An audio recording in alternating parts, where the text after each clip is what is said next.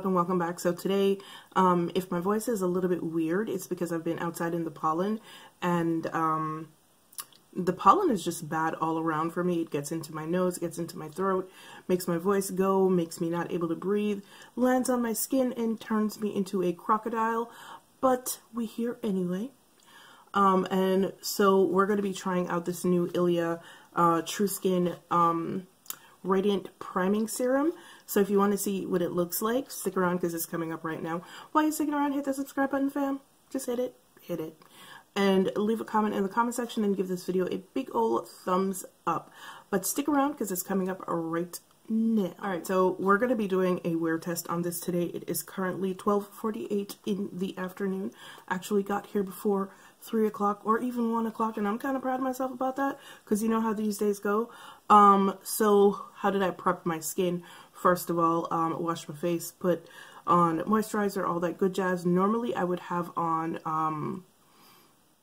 sunscreen, but since I am absolutely not planning on leaving the house at all today, I decided not to bother to use the sunscreen, and also because we're testing out this radiance primer and I don't want the luminosity of my sunscreen to interfere with the properties of the primer. This primer is $52. You can find it on Sephora.com, the Ilia website, and a bunch of other places. I actually got mine from Ilia because I had I think it was a 15% off coupon. So I got mine from Ilia. Don't remember how much that was. I think it was like $8 off or something. So I paid like $44. Shipping was free. So I am going to be using the primer today, and the foundation that I'm going to be using with it is, of course, the Ilia Trus Skin Serum Primer in Montserrat. This used to be the last shade in the range.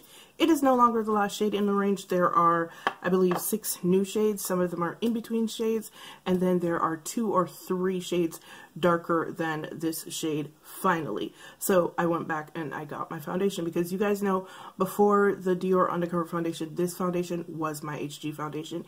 If you ever see me in a video and it looks like all of my imperfections are gone, but it doesn't look like I'm wearing makeup, it's that foundation, definitely, because it is a perfect skin tone match. It is a perfect undertone match. It is literally just perfect. Now, one of the things about this foundation, though, is I'll link the original video that I did below, but over the course of wearing this foundation, I realized a couple of things about it. So when you first put this foundation on, it looks very, very dewy, but if you sit with it for about 10 minutes, it dries down very matte, and it can look a little bit flat depending on what you're going for. So I think this primer is their answer to that. So I'm going to read the description for this primer. It says, bridging the gap between makeup and skincare, Ilia's Trus Skin Radiant Priming Serum does more than create a perfect base for makeup application. Utilizing ingredients like hibiscus I be trying, y'all. I be trying. Utilizing ingredients like hibiscus extract, aloe, and beta-glucan, this silicone-free primer helps to firm, moisturize, and soothe skin while protecting it from harmful environmental factors that cause aging.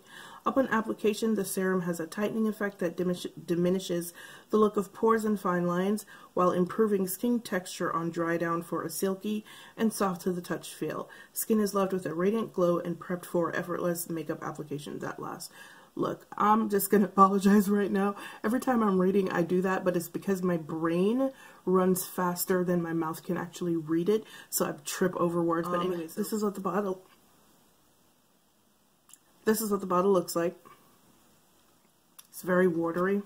I did open it the other day. I didn't really do anything to it, but I opened it to look at it, and it does look like there's like shimmery stuff in there. It comes with a dropper, which it's one of those dropper tops that when you pull it up, it removes the product from the side, so that's good. You won't be wasting anything, and there will be nothing dripping down the sides. So let me shake it up really good.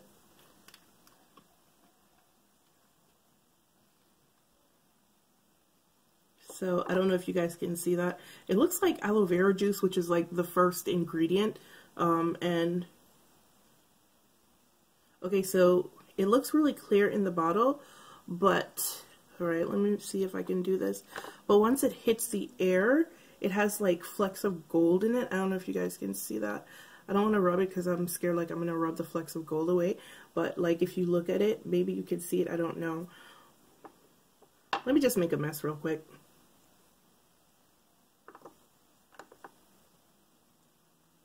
I don't know if you guys saw that. But okay, we're just going to go ahead and put this all over my face. And once again, oh my god, that smells so good.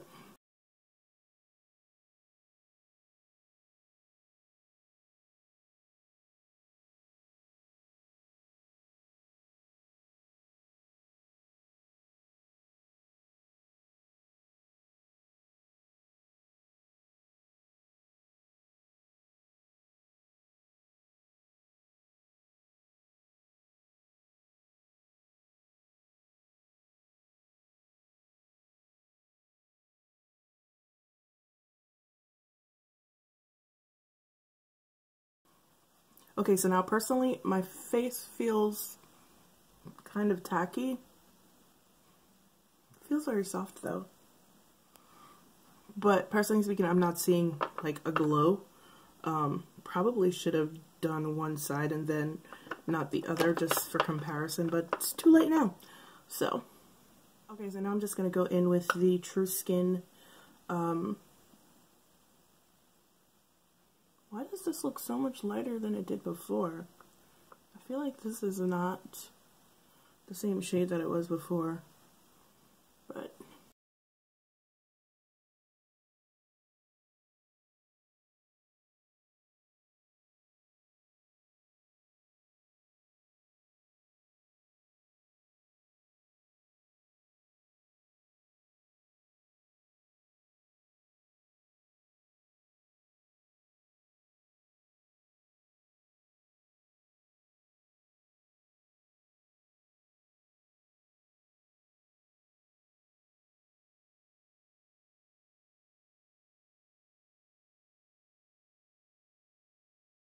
okay, so my camera legit cut off on me in the middle of speaking to you.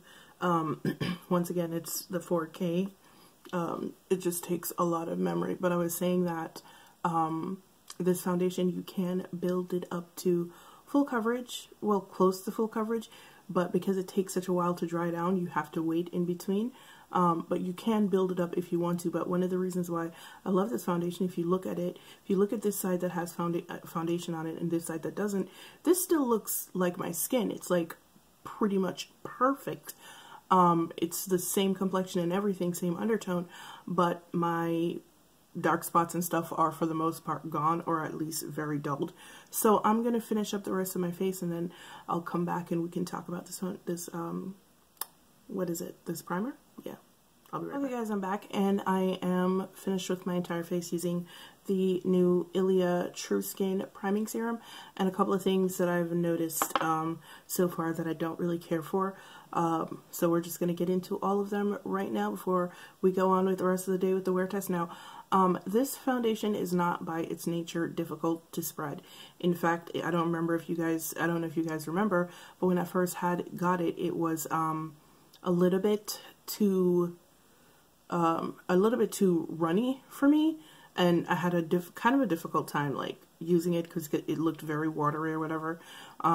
But this priming serum actually makes this foundation more difficult to spread.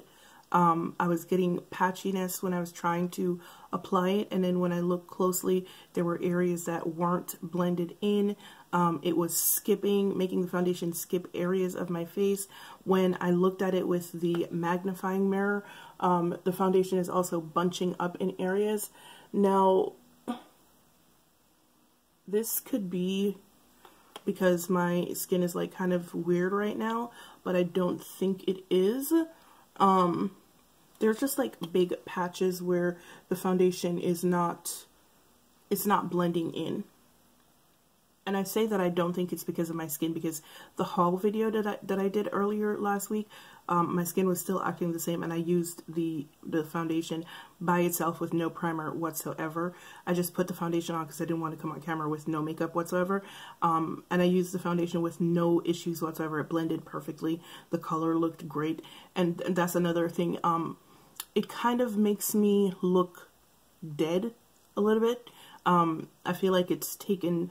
it's a little bit of a whitish cast, or not even whitish, it's a little bit of a gray undertone. It turns the foundation a little bit grayish. So those are the things that I'm noticing right now.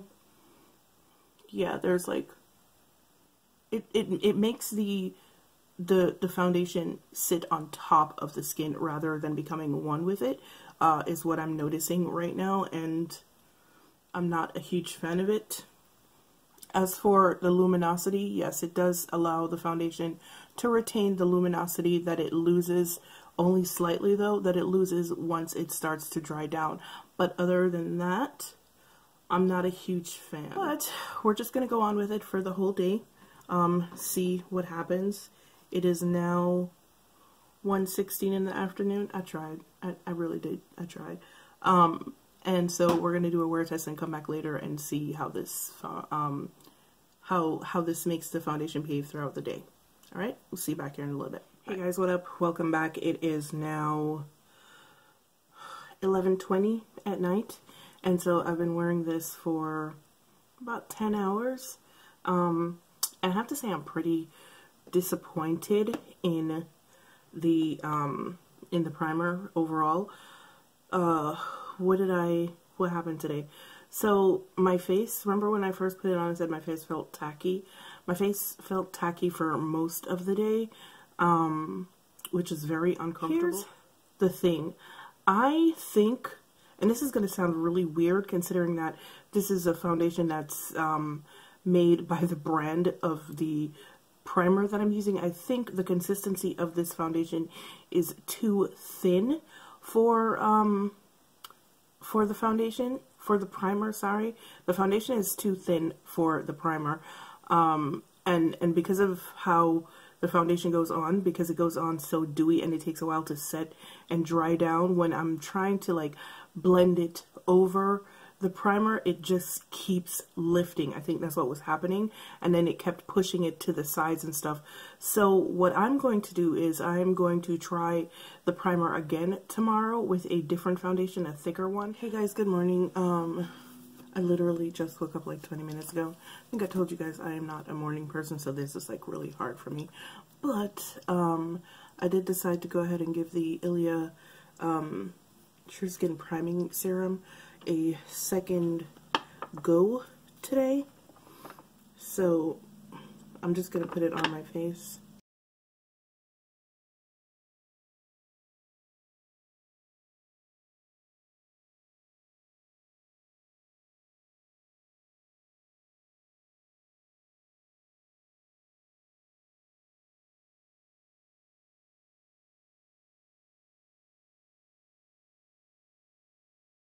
Alright, I'm going to go ahead and use the Dior Forever Undercover foundation for this. And I'm going to be using a beauty blender with it. I used a... Dear God. I used a brush yesterday with the Ilia foundation because it doesn't go on well with a beauty blender, and I actually prefer the way that a beauty blender applies this. So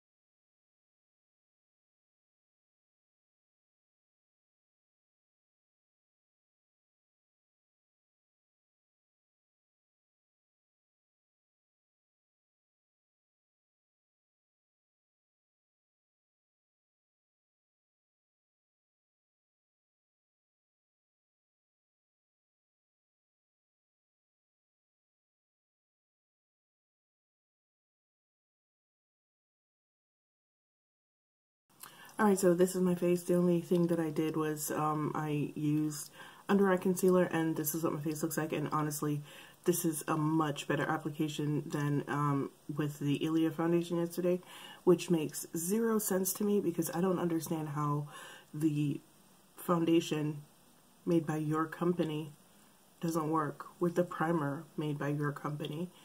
I'm confused. Anyway, this is literally all I'm doing to my face for the rest of the day. Even though I am leaving right now to go somewhere to work, I'm not doing anything else. I'm just not. It is now, I don't even think it's 11 o'clock yet because I woke up at like 10. Oh no, I woke up at 9 and then I went back to sleep for about 20 minutes. So it's 10:57 now. Wait, did you guys see that? Yeah, it's 10:57 in the morning right now. And I will see you guys back here later. Hey guys, it's me. I'm back, and I just did my whole wrap up and the camera wasn't even on. It is now 3:01 in the afternoon.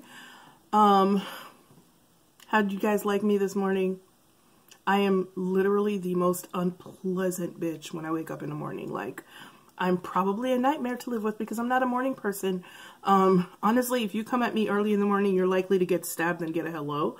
But yeah, it takes me 2 hours to even wake up and like a whole ass hour just to see. But yeah, this is what my face looks like after however many hours that was. What is it, 4 or 5 hours?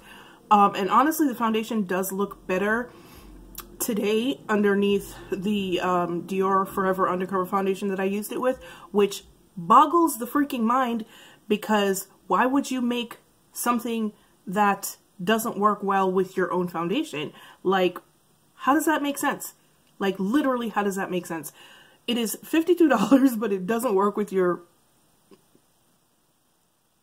How? Anyway, so, as for how it performed today, like I said, I'm wearing the Dior Forever Undercover foundation. My foundation does not do this after 4 hours, not this foundation. It takes a good 6 to 7 hours before this foundation starts to break down. And it started to break down about an hour or 2 hours ago. And it's breaking down here and around here, which is the first place my foundation goes when it starts to break down. And I mean, when I put it on this morning, the luminosity wasn't immediately apparent, but then after about 15 minutes I went downstairs and you could see the luminous aspect of the foundation coming, not the foundation, the primer coming through. The Dior foundation is not a matte foundation, it's like a semi-satin matte finish to the foundation, so that did provide a nice little boost to it, a nice little glow, and it looked very nice. And it still looks very nice, but it makes the foundation break down faster. Now, I think if you had dry skin or very dry skin, it probably wouldn't make the foundation break down that quickly, but because I have combination oily skin, it's working with that. So for my people who have combination oily skin, I would say use this with probably your mattest foundation. Like if I were going to use this again, and I'm probably going to wind up using it again, I would use it with the Fenty foundation, or which other foundation? Or the NYX foundation. Those two foundations are quite matte, so I would use it with something like that if I use it again. Like I said, I'm going to use it again. Well, I'm going to keep saying if. I'm going to use it again, and those are the only two that I'm going to use it with. But the issues that I was having yesterday with the Ilia foundation I didn't have today. It didn't slip up into my hairline. It didn't bunch up in places. It just, the foundation just went on well. And like I said earlier this morning, don't think it's because of the different application. The Ilia foundation does not apply well with a sponge because it is so thin in consistency that the sponge literally sucks up all of it. It takes like a good 30 minutes to apply the foundation with a sponge because it's too thin. And because of the way that it dries down, it takes a while to dry down. You just keep sucking the product up into the sponge. So it doesn't really make sense to use a sponge with it. So it wasn't the application that did it. It just doesn't work well with the primer from the same damn company, which does not make sense to me. Like literally, I'm just sitting here like, how? How? But anyway, it's nice enough. Is it $52 nice? I don't think so. If I didn't already own it, would I purchase it again? No, absolutely not. But there we have it. It's decent. Apparently it has skincare properties. You guys know how I feel about that. But it does not work with the foundation from the same brand. It turns that foundation a weird color. And I think it is probably because the foundation is once again so thin. It just overall doesn't work with the Ilia foundation. It's just not going to work with the Ilia foundation. So just maybe don't use it like that. I don't know. Thank you so much for joining me for the review of the new Ilia Trus Skin Radiant Priming Serum. It's nice. It's not $52 nice. I'm sure there are better options out there. We will find out if there is a better option out there when I try the NYX one sometime soon. But for right now, as usual, it's been real, it's been fun, and I will see you guys in the next one. Bye!